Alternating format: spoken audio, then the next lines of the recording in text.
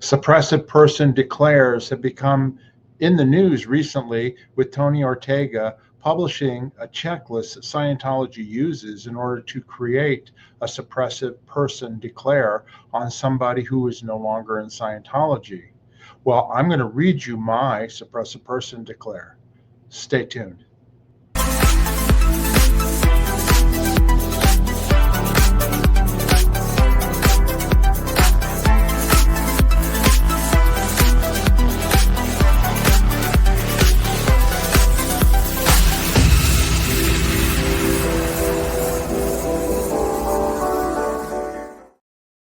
Hi, everybody. Welcome to our channel, Scientology Peeling the Onion. My name is Mark Fisher.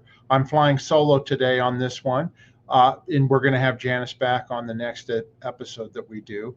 But anyway, I just wanted to talk about, Tony Ortega posted on his Substack and on his blog about how Scientology has a checklist which tells people in Scientology, the ethics officers or master at arms or whatever, what they need to do in order to create a suppressive person declare, naming somebody who has left Scientology or they deem to be an enemy as a suppressive person.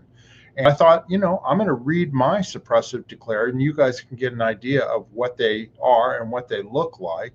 And also, you can determine if whether or not you determine I'm a suppressive person or not. We're going to do a similar episode for Janice, and she's going to read her suppressive person declare.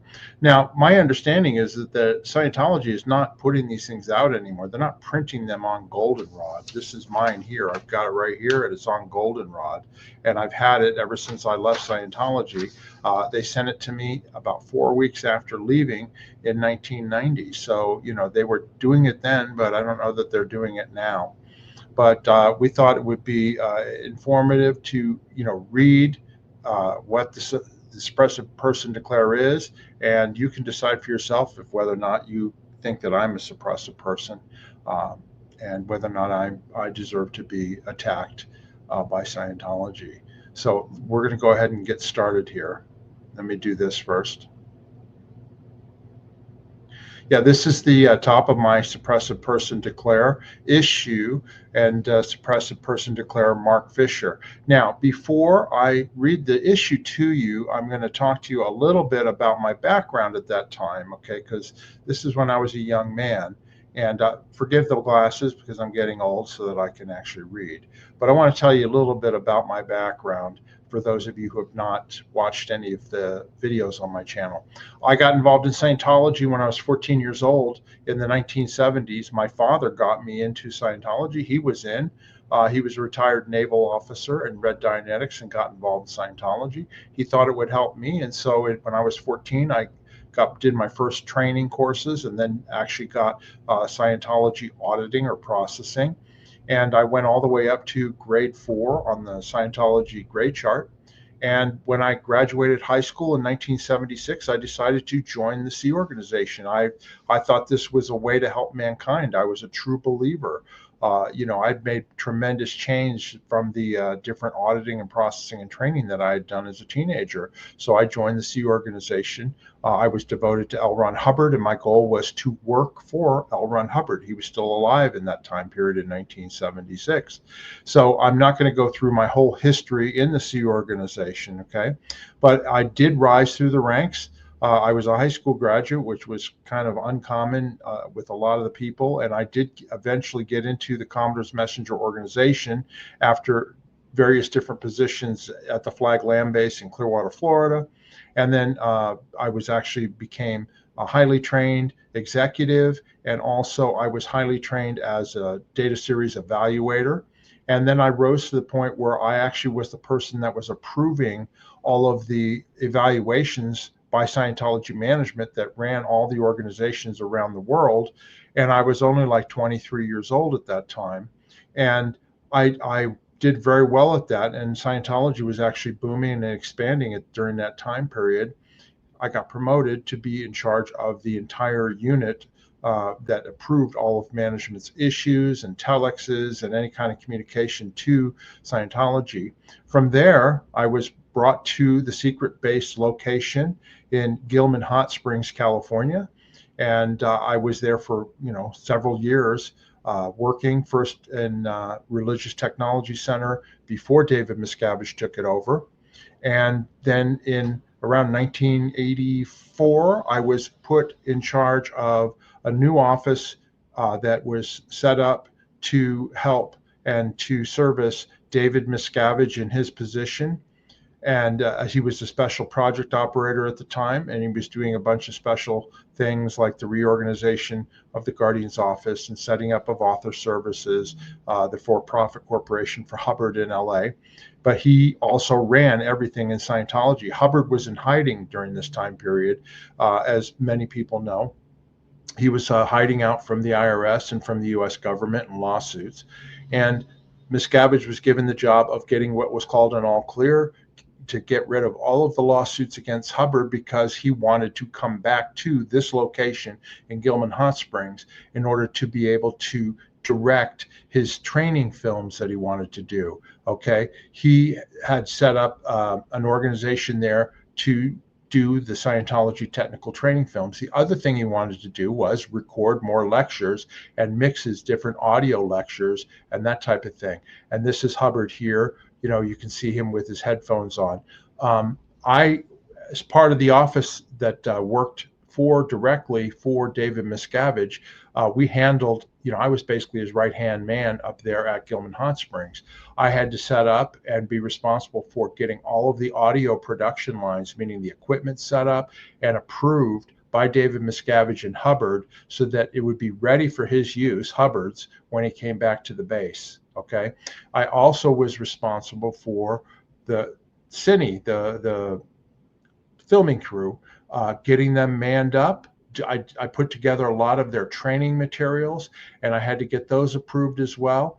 And there were several times when I worked for Miscavige where I had to get personnel to the Gold base in Gilman Hot Springs for the cine organization and for various other different areas like technicians for audio and that type of thing. I was overseeing the entire time also the renovations and the building and construction of new buildings on the property. This is the Building 36 manufacturing building, the music studio, the renovation and setting up of all of L. Ron Hubbard's offices, etc. When Hubbard died in 1986, after about a year, Miscavige took over from Pat and Annie Broker and moved to the Gilman base full-time and became the chairman of the board of Religious Technology Center. And I continued working for him as his corporate liaison in charge. And that was my job. And I had a staff that I worked, and we took care of everything for him and for his wife, Shelley Miscavige. Okay. One of the last things that I worked on while I was there working for Miscavige was we had to move all of the production of the e-meters from Los Angeles up to Gilman Hot Springs. And this is the Mark 7 at the time e-meter. And so I worked closely with Janice Gillum Grady, who is my partner in this channel. And we set up the whole production line up there. And we also produced lots of, thousands of these meters that were sold for lots and lots of money to Scientology to help people get up the Scientology bridge. While I was in the Sea Org, I also went all the way up the bridge, up to the OT levels, and continued my training while I was up there at Gilman Hot Springs. The other thing that I was involved with was the Mark 7 e-meter, the gold-plated special edition, the bronze, and the silver-plated special editions. I was the one who oversaw getting them plated and getting them produced, and they were sold for top dollar, and they generated a lot of income for Scientology.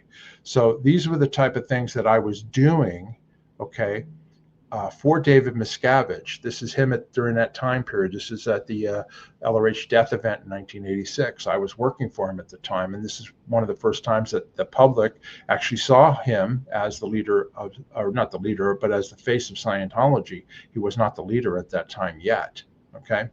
So I worked very closely with him. I did a lot of things for him. I actually he had a volatile temper, whereas I never had a volatile temper. I was basically the person who would go and handle things when he was upset about something, or if he needed something done. I would be the person behind the scenes who would come behind the scenes and see the person that he was upset with and say, okay, let's figure out how we can get this done and work it out. So I was kind of the good cop while he was the bad cop. And I always was that way. And people have, talked about that about me on other videos. April Hall recently mentioned that as well, that I was really a buffer between David Miscavige and the rest of the staff and organization up at Gilman Hot Springs. Now, Miscavige during that time period, this is before he, started beating people up and doing crazy things like that and flying off the handle. He was somebody who could get very angry, and he could send somebody to the Rehabilitation Project Force, but his behavior got progressively worse, particularly after I left. When I became disenchanted with Miscavige was when he started to come after my wife. This was my wife at the time, Julie Catano, Julie Fisher, and she was my wife, and we were married for almost 7 years. And Julie had been a girlfriend of David Miscavige's before he married Shelley Miscavige. But Julie was my wife for 7 years, almost 7 years. And she also worked with Golden Era Studios in the Commodore's Messenger organization. And she was a longtime messenger who worked for Hubbard. I got upset when Miscavige, behind the scenes, sent my wife Julie to the Rehabilitation Project Force for no apparent reason. And I thought it was completely off policy and against what Hubbard said to do. So I became very disenchanted, and eventually I decided I wanted to be with my wife in the RPF. So I figured I'll leave Scientology for a few days, come back, and then they'll put me in the Rehabilitation Project Force as well. That did not occur. When I got back, Miscavige found out that's what I wanted him to do, and instead I was put on the grounds of the base in Gilman Hot Springs as the deputy de-weeder, never to be in charge of de-weeding on a 600-acre property. And it's kind of a silly position, because basically normally what would happen is you would get cleaned up or whatever. They would audit you, sec check you, and you do training, and eventually you would, move back up into another position. But I became disenchanted with Miscavige during that time period, to the point where, I ended up leaving a second and then finally a third time. And before the second time was when Miscavige actually physically attacked me in the garage at the Gilman Hot Springs property, which I've done videos on before, and also other people have attested to, where he actually physically grabbed me around the throat and was kicking and hitting me while I was on the ground. In order to make an example of me, because at that time I started speaking back to him because I thought he was, off policy and off the rails, and I didn't want to be there anymore. So anyway, I was, basically turning against what Miscavige was doing. I was still dedicated to L. Ron Hubbard at the time, but I figured, Hubbard was dead and gone, and I either need to leave here or I'm going to lose my sanity. And the reason I kept coming back after I left the Sea Org and came back, what's called blowing, is because I didn't want to leave my wife. I didn't want to leave my wife behind. And of course, they separate you from your loved one. You're not allowed to speak to them. They can't speak to you. And they basically turned her against me after almost 7 years of marriage. We'd never really had a fight or anything like that. And so it got to the point where I knew that Miscavige was getting more and more crazy and off policy, and I could not live that way anymore. And when I finally realized that they'd turned her against me, that was when I decided to leave for good. And I did that on September 15th, 1990. Okay. So now we're going to get to my Suppressive Person Declare, and I'm going to read it to you. That's my background. Okay. In other words, I was there. I was a dedicated worker. You know what I mean? I helped people. I was known for helping people and all of that. So we're going to go ahead and go forward with my Suppressive Person Declare. Now, before I do that, I'm just going to read this out of Wikipedia about what is a suppressive person. And suppressive person, often abbreviated SP, is a term used in Scientology to describe the antisocial personalities who, according to Scientology founder L. Ron Hubbard, make up about 2.5% of the population.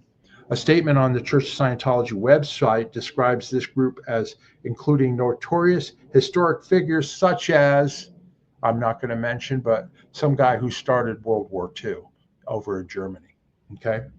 The term is often applied to those whom the church perceives as its enemies and such as those whose disastrous and suppressive acts are said to impede the progress of individual Scientologists or the Scientology movement. Okay, so there was an additional factor, which was Hubbard had issued an order that anybody who decided to leave from the Gilman Hot Springs location, and this was when he was alive, that they should be declared a suppressive person because they were not interested in the forwarding of Scientology, right? Well, I decided that I was going to leave. 4 weeks later, this is a copy of my Suppressive Person Declare that I received in the mail at the time on goldenrod, okay? And it's just 2 pages. And I'm going to read it to you now, and you can see and decide for yourself if you think that I'm responsible for some, serious crimes against Scientology while I was working there at the base. So here we go. This is Ethics Order 1716 Gold, 19 October 1990. So it's just over 4 weeks after I left Scientology. And this issue went to all Scientology organizations and all Scientology missions. Suppressive Person Declare, Mark Fisher. Mark Fisher, former Golden Era production staff member, is hereby declared a suppressive person. In the past several months, Mark clearly showed that he was a squirrel administrator, meaning that I didn't follow policy. He would not apply standard admin, but would knowingly alter it and carry out his post functions based on his own know best. He had a habit of quickying post cycles by taking shortcuts instead of applying standard admin and performing his post duties in a way that would give him a product. He professed himself to be a highly trained administrator, yet he would not apply simple staff basics, such as regularly answering communications sent to him and carrying out simple instructions his seniors gave him. In other words, I didn't handle my in-basket, the dispatches that were sent to me, in a timely manner. At those days, we didn't have the internet. We did have some computers and you could get messages, but I did handle them. But, that's kind of like my high crime and what makes me a suppressive person, I guess. His production level was quite low and consisted of repeated non-compliances to legal orders issued by his seniors. For example, he was given the responsibility of getting certain audio-visual products produced, but he often failed to get the products expected of him, necessitating intervention from his seniors to get the needed products. He attempted to cover up his non-compliances and his ineffectiveness on post by giving false assurances and blatantly lying to his seniors. So all these production lines that I set up, that Miscavige was in Los Angeles for several years, that I got done and got approved that had not been done before, that was basically, I was non-complying with his orders on audio-visual products. So, that's basically what they were accusing me of. Mark received very extensive standard ethics and correction actions, but despite this, he continued to commit suppressive acts and be an attributive source in the org. That means upsetting other people. In the course of his handlings, he blew the Sea organization on 3 separate occasions, which I mentioned to you, and it's covered in another video as to why I did that. He lied to those staff members who tried to help him and pretended that he was willing to come clean and forward the purposes of the group, when in actual fact he was continuing to commit suppressive acts, such as stirring up turbulation by spreading generalities and falsehoods about other staff members. Through his actions, he made it clear what his true intentions really were. So in other words, the fact that I knew about Miscavige because I worked so closely with him, and when they tried to handle me, I would voice my concerns about Miscavige and what he was doing, which I knew to be true and others did as well. That was basically turbulating and upsetting other people. So that was making me a suppressive person. In other words, there was no way that I could actually affect any change, but that they consider anything like that or any kind of criticism that you're committing suppressive acts. All right, I'm going to carry on. He is guilty of the following suppressive acts. 1, violation of any of the 10 points listed in Policy Letter 7 February 1965, keeping Scientology working.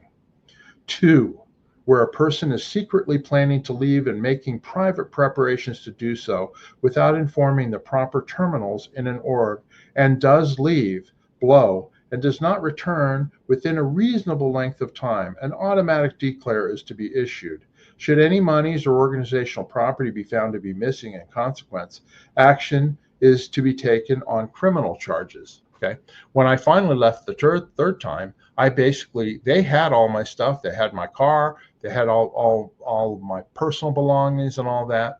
And when I actually blew the third time, I went into town and I actually threatened that if they didn't give me my car and give me my stuff, I was going to the police. Okay, because I was fed up at that point because they were basically holding me prisoner before that. And I said, I'm going to go to the sheriff's office, show up at your gate and get my stuff. Well, they backed down and they gave me my stuff. And then I had to meet with my wife at the time. I wrote her a check for half of our bank account, which was my money, but it was our married money, even though I earned most of it. I wrote a check for her, and I took the car and a few personal items. I said, you can have the furniture and everything else, but I was out of there because I had had enough. Okay. So, that's what happened as to why I actually left. I didn't take anything, though, of consequence.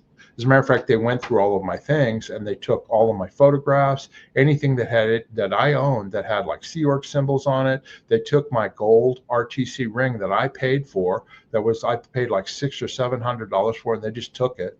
They didn't reimburse me for any of those things. 3, refusal to allow staff or public to progress up the bridge or creating blocks on the bridge, preventing such progression. Yeah, I really did block a lot of people by getting those e-meters produced up at Gold and setting up that production line and having them sold to thousands of Scientologists who then used them to progress up the bridge. Yeah, that was a real suppressive act by me. 4, blatant and willful obstruction of church operations or interference with church contractual and other obligations to the detriment of church expansions or activities. I have no idea what they're talking about. 5, falsifying church records. Not true. I don't know what they're talking about. 6, mutiny. Did I try to overturn David Miscavige? Absolutely not. There was no mutiny involved, but, that doesn't stop them from putting it in my SP declare. 7, engaging in malicious rumor mongering to destroy the authority or repute of higher officers or the leading names of Scientology, or to safeguard a position.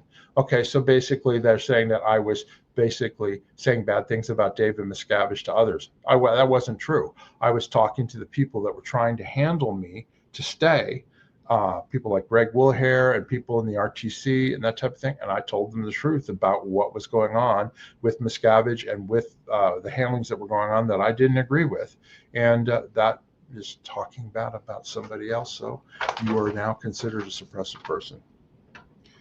8, severe breach of ecclesiastical and or fiduciary duty as an executive or corporate official of any Scientology or Dianetics organization, which has resulted in severe harm, loss of disrepute for Scientology or the organization.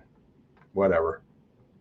All awards and certificates are hereby canceled. They had already canceled all of my training certificates at all of my levels by an illegal issue that was put out about 3 months before. Normally, per Scientology policy, you can't cancel anything with it unless I'd had a committee of evidence charge me and then find me guilty. That was never done. They just willy-nilly canceled everything I'd ever done in Scientology. And I was at the top of the bridge and one of the most highly trained executives in Scientology. Oh, yeah. But anyway, that got canceled. Okay. Any trademark license that Mark Fisher may have signed with the church is also hereby canceled, and he has no right to use any of the marks in any manner whatsoever. His only terminal in Scientology is the International Justice Chief via the Continental Justice Chief. In other words, that's the only person I'm allowed to communicate with in Scientology. Should Mark come to his senses and recant, his only recourse is steps A to E as covered in policy letters Suppression of Scientology and Scientologists. In other words, there's these steps A to E that you have to do, which includes paying back any money that they determine that you owe, and making amends and doing an amends project and getting everything approved all the way up to David Miscavige before they will let you back in. And of course, that would never happen anyway. And this was issued by the Security Officer Gold. No name was put to this issue. Approved by the LRH Communicator Gold. No name was attached to this issue. Authorized by AVC International, which was the unit that I used to head up for the Church of Scientology International. That is my SP, Suppressive Person Declare. Now, look at that baby face right there on the right. That's what I looked like at the time. Do I look like somebody that was trying to impede or stop people from getting up the Scientology bridge or getting involved in Scientology at the time? Not at that time. No, I wasn't. Okay. So then what happened after that, after I left? All right. Like I said, this issue came out 4 weeks after I left, moved to Las Vegas, hooked up with Janice and her husband and some other people, and just wanted to get on with our lives and actually make money and start over again. You know what I mean? Well, what did Miscavige do? Oh, he decided, we're going to fair game these guys. Okay. So they had private investigators come and pose as friends and employees at the company that we worked at in order to report everything that we did up to Miscavige. And he kept track of me for years and years and years, not just in Las Vegas, but when I later moved to Houston, Texas, and then when I came back and I worked in other companies, he had another private investigator in 1999 actually pose as become my best friend, somebody I talked to on a daily basis. And he was reporting everything I did up to Scientology. All during this time, I was not speaking out publicly against Scientology. Now, I was helping different people who were out there. I was behind the scenes helping them and giving them information. But regardless, I was a free person. I was not, doing anything. I was not part of Scientology anymore, right? And slowly but surely after leaving, I moved further and further away from my beliefs in Scientology, right? But no, they had to come off after us and keep an eye on us and keep an eye on me, including trying to blackmail me and get material that they could use to try and get me fired from my job in the mortgage business, and also other things as well, in order to fair game me and to make me look bad, to the point where I finally did decide to start speaking out in 2007, 2008. And they had my sister, who remained a Scientologist, they had my sister disconnect from my mother, okay, because I was such a bad influence. And basically my sister cut off my mother from her grandchild at the time, and also from her and her husband. So my mother, who had nothing to do with Scientology, they just cut her out. She just cut her out of her life. And then my sister eventually passed away and died, and they didn't even bother to tell us. I had to find out on the internet, on Facebook, a few years later. So this is Scientology. This is David Miscavige. This is the fair gaming that they do.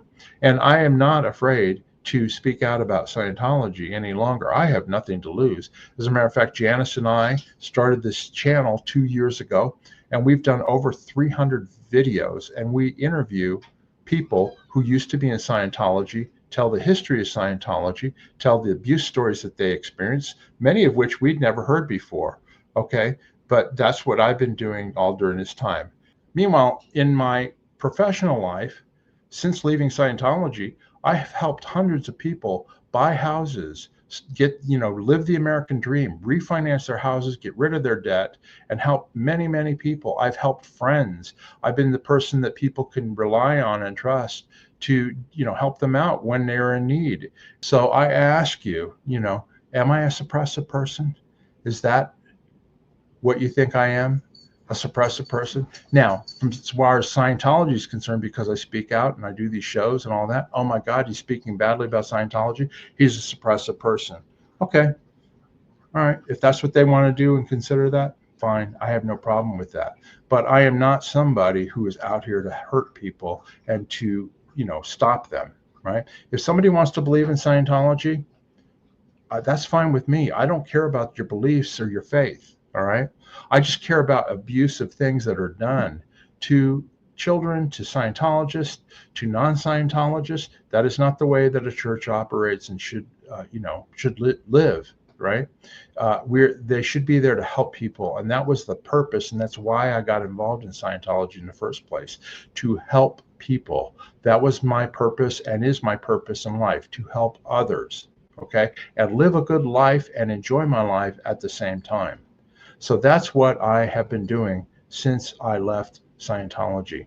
And there's one last point I wanted to make, which is this. I have met many people who have been declared suppressive people through this channel and just in regular everyday life. And I want to tell you something. I've never seen anybody or met any of them and gone, you know what, that is really an evil person. I should stay away from them. They always are exactly how they were when I knew them in Scientology. They've always been dedicated to helping others and to living a good life and not hurting other people. So this whole thing about suppressive people and SP declares, it's a bunch of BS, okay?